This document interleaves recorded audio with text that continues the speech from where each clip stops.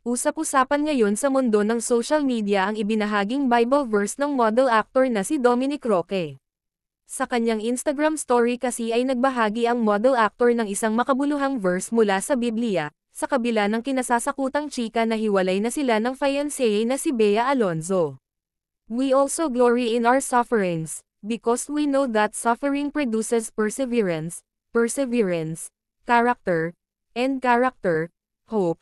Ayon sa naturang verse na ibinahagi ni Dominic.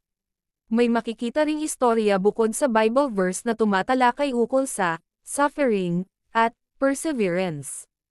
Jesus, may I find hope and joy in you as you provide what I need to persevere in this life, kalakip na dasal sa post ni Dominic.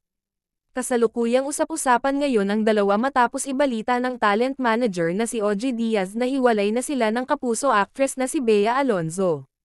Ang nakalulungkot na balita ay kinumpirma na rin ngayong araw ng King of Talk na si Boy Abunda, isa sa malapit na kaibigan ni Bea at Dominic.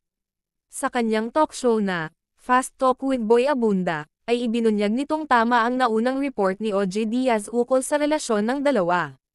As we talk today, yes, hiwalay na po si Dominic at si Bea, diretsahang saad ni Tito Boy. Ayon rin daw sa kanyang source ay kamakailan lang nang mag-usap muli sina Dom at Bea.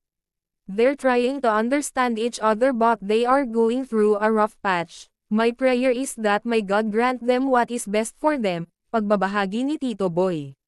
Pagpapatuloy niya, yes, I am confirming that hiwalay na sila ngayon at last night or 2 nights ago, nag-usap ang dalawa, Bea at Dominic.